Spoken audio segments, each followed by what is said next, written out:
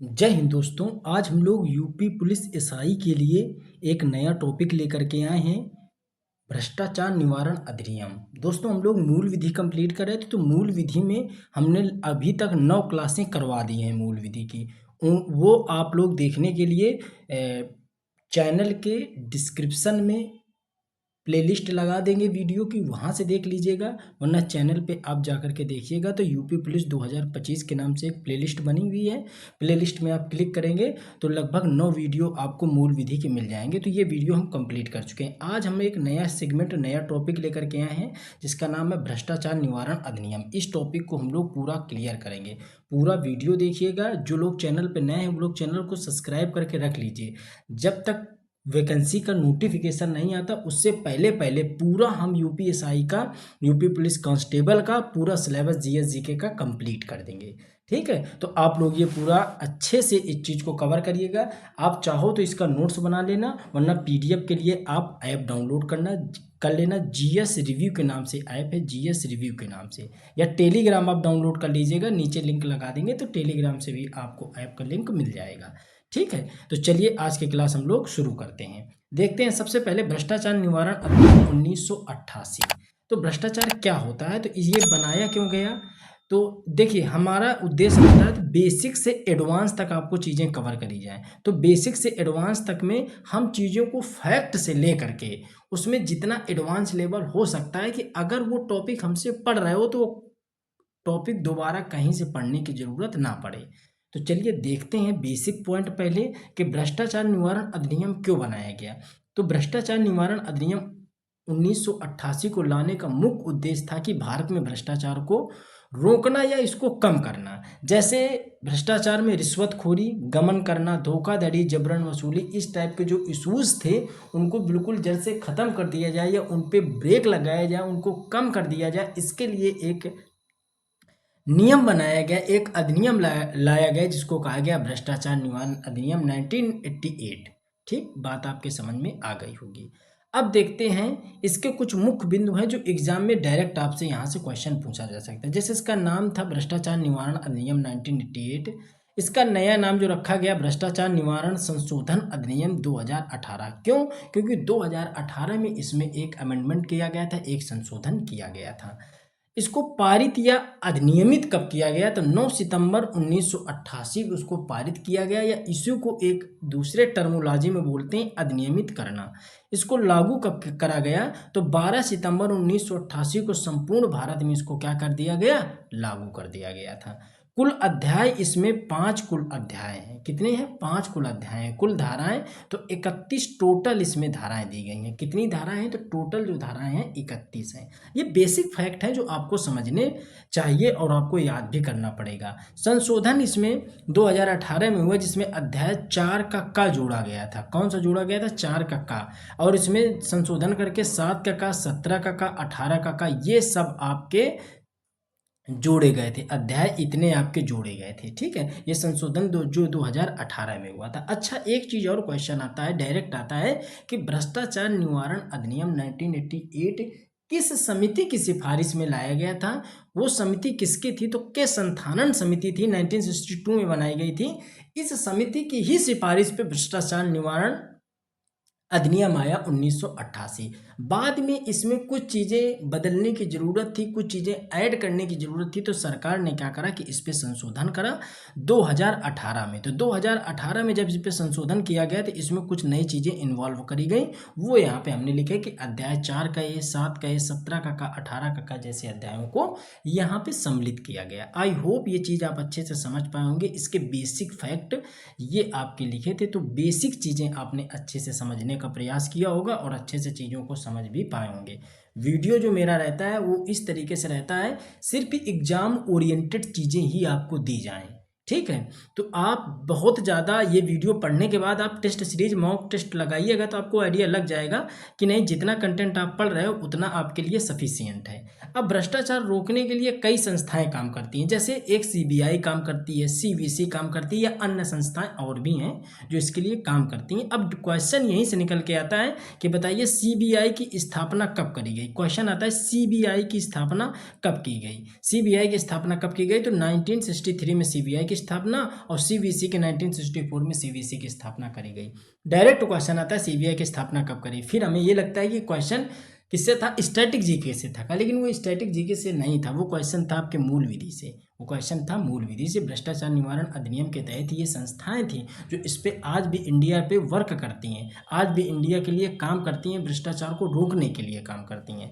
चलिए, ये यहाँ तक हमने अच्छे से समझा। चलिए अगला हम लोग देखते हैं कि इसमें हमने आपको बताया कि जो मुख्य जो धाराएं बनाई गई थी, ठीक है, मुख्य धाराएं टोटल इसमें कितनी धाराएं थी, तो हमने ऊपर अभी यहाँ पे आपको बताया कि इसमें सर धाराएं 31 धाराएं थी। कितनी धाराएं थी? 31 टोटल इसमें धाराएं थी। जो 2018 में जो संशोधन करा गया, जो 2018 में संशोधन करा गया, तो उसके बारे में भी क्वेश्चन आता है, तो उसके बारे में भी हम लोग यहाँ पे कुछ चीज़ें पढ़ेंगे। अब देखिए धारा नंबर 1 आपसे क्या कहती है, तो धारा नंबर 1 कहती है कि संक्षिप्त नाम एवं विस्तार के बारे में हमको बताती है। संक्षिप्त नाम और विस्तार के बारे में बताती है। तो जो पहले इसका नाम था भ्रष्टाचार निवारण अधिनियम 1988 था, नया नाम संशोधित होने के बाद इसका नाम हो गया भ्रष्टाचार निवारण संशोधन अधिनियम 2018। बात आपके समझ में आ गई होगी। जो 2018 का जो कानून था उसको राज्यसभा में 19 जुलाई 2018 को पेश किया गया, यानी पारित किया गया, और लोकसभा में इसको पारित किया गया 24 जुलाई 2018 को। बाद में फाइनली इस पे राष्ट्रपति जी अपने साइन करते हैं, वो डेट थी 26 जुलाई 2018। तो ये जो संशोधन था ये पूर्ण रूप से कानून बन गया और ये लागू हो गया। लागू हो गया। हमने कहा कि धारा 1 कहती है संक्षिप्त नाम और विस्तार, तो विस्तार इसका कहाँ पर होगा, तो विस्तार इसका संपूर्ण भारत में होगा, संपूर्ण भारत में होगा। फिर आपके जहन में क्वेश्चन आना भी चाहिए कि ऐसे व्यक्ति जो भारत के बाहर रहते हैं तो क्या उन पे भी ये कानून लागू होगा, तो जी हाँ बिल्कुल उन पे भी ये कानून लागू होगा, उन पे भी यह कानून लागू होगा अगर वो भारतीय हैं, अगर वो भारतीय हैं, भारत के लोग हैं। अगर वो विदेश में किसी कारणवश या बिजनेस के पर्पस से या पढ़ाई के पर्पस से या अन्य किसी अपने टारगेट की वजह से रहते हैं तो उन पे भी ये नियम लागू होगा। आई होप ये भी स्लाइड आपके अच्छे से समझ में आई होगी, चीज़ें आपके अच्छे से समझ में आ रही होंगी। आप चैनल को सब्सक्राइब करिएगा। बस आपसे एक हम्बल रिक्वेस्ट है, आप लोग वीडियो को शेयर नहीं करते हैं, प्लीज़ आप लोग वीडियो को शेयर कर दिया करिए। चलिए आगे हम लोग देखते हैं। अब धारा 2 हम लोग यहाँ पे पढ़ने का प्रयास करते हैं। धारा 2 में क्या बताया गया, तो धारा 2 में कुछ नहीं बताया गया। धारा 2 में सिर्फ इसके बारे में परिभाषा बताया गया कि इसकी क्या परिभाषा हो सकती है। तो धारा 2 में इसकी परिभाषा के बारे में बताया गया।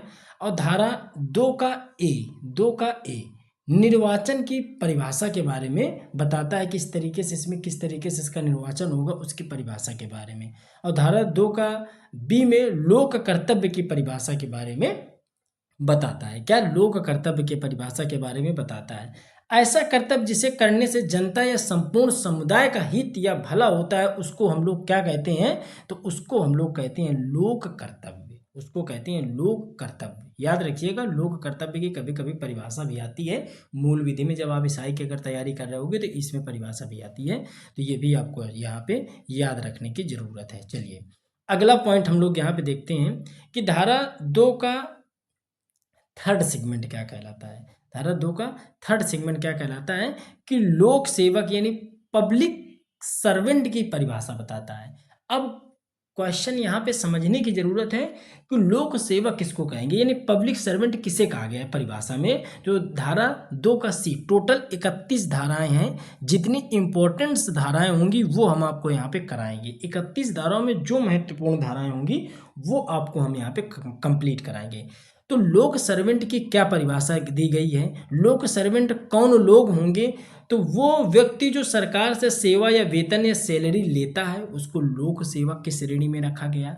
या वो व्यक्ति जो लोक कर्तव्य करने के लिए सरकार से फीस या कमीशन लेता है, कहने का मतलब सैलरी लेता है, कमीशन लेता है, फीस लेता है, अपना मजदूरी लेता है, वो कहलाता है लोक सेवक। या वो व्यक्ति जो किसी लोक प्राधिकरण या लोकल अथॉरिटी जो होती हैं उनको से सेवा या वेतन लेता है। जितनी भी लोकल अथॉरिटीज़ वगैरह होती हैं, लोक प्राधिकरण होते हैं, उनसे अगर पैसा वेतन सैलरी लेता है तो वो लोक सेवा के अंतर्गत आता है। या वो व्यक्ति जो सरकार के नियंत्रण के निगम, निकाय, कंपनी या अथॉरिटी में सेवा या वेतन प्राप्त करता है उसको भी हम लोग क्या कहते हैं, लोक सेवा की श्रेणी में रखते हैं। तो आई होप ये चीज़ आपके अच्छे से समझ में आई होगी। ऊपर हमने बताया धारा 1 के बारे में, तो धारा 1 संक्षिप्त नाम और विस्तार के बारे में था, क्या नाम उसका रखा गया, क्या संशोधन किया गया, फिर उसका विस्तार किन क्षेत्रों में किया गया, कि संपूर्ण भारत में अगर भारत के बाहर भी व्यक्ति रहता है तो भारत के अगर बाहर रह रहा है तो क्या उस पर ये नियम लागू होगा, तो बिल्कुल लागू होगा। भारत भ्रष्टाचार निवारण संशोधन अधिनियम 2018 उसको भी, उस पर भी ये लागू करा जाएगा। आपने कई केसेस ऐसे सुने होंगे कि लोगों ने बैंक से कर्ज लिया, कर्ज लेने के बाद वो विदेश चले गए, ठीक है। कई केसेस इंडिया पे ऐसे हैं। अब आप नाम तो चीज़ों को समझ ही चुके होंगे किनकी ओर संकेत कर रहे हैं। तो कई लोग ऐसे थे जिन्होंने कर्ज लिया और इंडिया के बाहर चले गए, तो उन पे क्या भ्रष्टाचार का आरोप नहीं लगेगा? बिल्कुल लगेगा। तो यही चीज़ यहाँ पे एक्सप्लेन होती है। चलिए, ये भी समझ लिया आपने, धारा 2 भी समझ लिया। अब हम लोग आगे बढ़ते हैं, धारा 3 यहाँ पे समझने का प्रयास करते हैं। जितने इंपॉर्टेंट धारा हैं सब आपको करवाएंगे। बस आपसे रिक्वेस्ट है, आप लोग वीडियो शेयर कर दिया करिए। आप लोग वीडियो शेयर नहीं करते, मेरे डैशबोर्ड में शो होती है कि कितनी बार वीडियो को शेयर किया गया है, किसने करा है। तो आपसे हम्बल रिक्वेस्ट है, प्लीज़ वीडियो को शेयर कर दिया करिए। चलिए, धारा 3 हम लोग देखते हैं। तो धारा 3 कहता है विशेष न्यायाधीश की नियुक्ति का अधिकार। अब ये क्या है कि ये किसके पास अधिकार होगा, नियुक्ति कौन करेगा, ठीक है। तो इसके मायने दो हैं कि ये या तो केंद्र सरकार या तो फिर राज्य सरकार। तो ये धारा 3 सिर्फ इतना आप याद रखिएगा कि विशेष न्यायाधीश की नियुक्ति का जो अधिकार है वो धारा 3 में उल्लेखित है। धारा 5, तो विशेष न्यायाधीशों के अधिकार एवं जो प्रोसेस है, उनकी प्रक्रिया है, उसके बारे में धारा 5 बताती है। धारा 9 क्या कहती है, तो लोक सेवक यानी कि जो लोकल अथॉरिटीज़ हैं, लोक सेवक जो पब्लिक सर्वेंट हैं, जो पब्लिक सर्वेंट हैं उन्हीं को लोक सेवक कहते हैं। जो पब्लिक सर्वेंट है, तो पब्लिक सर्वेंट पर व्यक्तिगत असर डालने के लिए परितोष का लेना, ये धारा 9 पे है। धारा 13 क्या कहलाती है, तो धारा 13 कहती है कि लोक सेवकों द्वारा आपराधिक या औचार या दुराचरण करना, यानी आय से जो अधिक संपत्ति होना, वो भी एक भ्रष्टाचार के दायरे पे आता है। यानी कि आप एक लिमिटेड आय है, जैसे किसी व्यक्ति की सैलरी 50,000 महीने की है। अब इस राउंड से आप जोड़ेंगे तो 12 महीने में अगर आप जोड़ोगे तो लगभग उसके पास 6 लाख रुपए उसके पास होने चाहिए। अब पता चलता है कि उसके पास 6 करोड़ रुपए एक साल में टर्नओवर बैंक या किसी अन्य तरीके से उसमें दिखाई दे रहा है। तो यह किस श्रेणी में आएगा, तो यह एक भ्रष्टाचार की श्रेणी में आएगा। तो उसके लिए सजा का भी प्रावधान किया गया है। तो सजा के प्रावधान में न्यूनतम सजा 4 वर्ष की है एवं अधिकतम सजा 10 वर्ष की यहाँ पे दिखाई गई है कि आपको आय से अधिक संपत्ति के आरोप पे आपको धारा नंबर 13 के अधिकार से भ्रष्टाचार निवारण अधिनियम के तहत आपको जेल दी जा सकती है। तो ये भी बात आप अच्छे से समझ गए होंगे। चलिए, अगला हम लोग देख लेते हैं, धारा नंबर 18। उससे पहले आप लोग ये चीज़ अच्छे से समझ लो कि जो लोग ऐप डाउनलोड कर लीजिएगा, जीएस रिव्यू के नाम से ये ऐप है, आप इसको इंस्टॉल करिएगा। इसके बाद इस तरीके से इंटरफेस कुछ आएगा, उसमें कुछ जो भी नए बैचेस चलाए जा रहे हैं, चाहे एसआई के लिए हो, कांस्टेबल के लिए हो या फिर पेट के लिए हो, जितनी नई भर्तियां आती हैं उनके लिए नए नए बैच चलाए जा रहे हैं और फ्री टेस्ट आपको यहाँ पे उपलब्ध हो जाएगा। जितनी भी नई भर्तियां हैं आपको फ्री सिलेबस मिल जाएगा उन सब का पीडीएफ फॉर्म में। जितनी नई भर्तियां उन सब के लिए टेस्ट सीरीज वहाँ पे आपको फ्री मिल जाएगी, ठीक है। करंट अफेयर की पीडीएफ फ्री मिल जाएगी, करंट अफेयर की टेस्ट सीरीज मिल जाएगी वहाँ पे, ठीक है। ये चीज़ें अपडेट करी जा रही हैं, तो प्लीज़ आप ये ऐप इंस्टॉल कर लीजिएगा और अधिक से अधिक लोगों तक शेयर जरूर करिएगा। चलिए, देखते हैं हम लोग क्या है कि धारा नंबर 18 क्या कहती है, कि धारा नंबर 18 है कि बैंक कार्यवाहियों के निरीक्षण की शक्ति। धारा नंबर 21 कहती है कि अभियुक्त की प्रार्थना पर उसका गवाह साक्षी देना, धारा 21 के अंतर्गत है। धारा 24 कहती है, देखिए इसमें सारी धाराएं नहीं पूछी जाएंगी, आप जब 1-2 बार इसको पढ़ोगे तो आपको खुद लगेगा कि इस धारा की ज़रूरत हमें है और ये धारा एग्जाम में इंपॉर्टेंट है, ये पूछी जा सकती है, ठीक है। धारा 24 क्या है कि रिश्वत देने वाले को अपने बयान पर अभियोजित न होना, इस धारा का लोप 2018 में हो गया था। इस धारा को समाप्त कर दिया गया था 2018 में। अब 27 धारा कहती है कि अपील या पुनर्निरीक्षण के बारे में कहती है। कौन सी धारा, धारा 27। तो अभी हमने ऊपर क्या देखा अभी हमने सबसे पहले चीज़ों को बेसिक समझा। जब हमारा बेसिक कंप्लीट हो गया कि इसका नया नाम क्या था, पुराना नाम क्या था, पारित कब किया गया, लागू कब किया गया, कब, कितने अध्याय थे, कितनी धारा थी, कब संशोधन किया गया, कौन सी समिति थी, कौन सी संस्थाएं थी, धारा नंबर 1 क्या था, धारा नंबर 1 के अंतर्गत जो संशोधन हुआ वो कब राष्ट्रपति के द्वारा पारित किया गया, लोकसभा में कब पारित हुआ, राज्यसभा में कब पारित हुआ, विस्तार इसका किन क्षेत्रों में किया गया, धारा 2 पे क्या थी, धारा 3 पे क्या था, धारा 4 पे क्या था, ये हमने यहाँ तक कंप्लीट कर लिया। इसके बाद कुछ अन्य जैसे धारा 13 भी कंप्लीट कर लिया, धारा 18, 21, 24 और 27 धाराएं कंप्लीट कर ली। ये टोटल जो आपके पास बैच है, ये बैच डिटेल है एसआई के लिए। अगर एसआई का आप बैच ज्वाइन करोगे तो आपको इस 15 साल के सॉल्व पेपर, सामान्य अध्ययन की पूरी कंप्लीट बुकलेट, यूपी की कंप्लीट बुकलेट और मूल विधि और पॉलिटी की कंप्लीट बुकलेट, ये आपको किस में मिलेगी, एसआई के बैच में। अगर आप कांस्टेबल का बैच ज्वाइन करोगे तो ये बुकलेट आपको हटा दी जाएगी, आपकी पॉलिटी इसी में कवर की जाएगी और इसके साथ आपको जो स्टैटिक पोर्शन है ये भी आपको दिया जाएगा। तो ये चीज़ें आप अच्छे से समझ लीजिएगा। अगर आपको बैच ज्वाइन करना है, आपको सारी नोट्स की पीडीएफ चाहिए तो आप जा करके टेलीग्राम ज्वाइन कर लीजिए, वहाँ से आपको लिंक मिल जाएगा। अपडेट मिलती रहती है, भर्तियों की जानकारी मिलती रहती है, नोट्स पीडीएफ शेयर किए जाते हैं, या फिर आप जा करके ऐप डाउनलोड कर लीजिएगा। दोस्तों ज़्यादा से ज़्यादा लोगों तक वीडियो शेयर करिएगा। वीडियो कैसा लगा, अगला कौन सा टॉपिक होगा, प्लीज़ आप लोग कमेंट करके ज़रूर बताइएगा। हम उसी पे वीडियो आप लोगों को उपलब्ध करा देंगे। जितने लोग पेड बैच में जुड़े हैं वो लोग निश्चिंत रहें, आपको सारी क्लासेस वहाँ पे ज़रूर करवाई जाएंगी। ठीक है, निश्चिंत रहें बिल्कुल आप। चलिए दोस्तों, मिलते हैं अपने अगले वीडियो में, तब तक जय हिंद, जय भारत।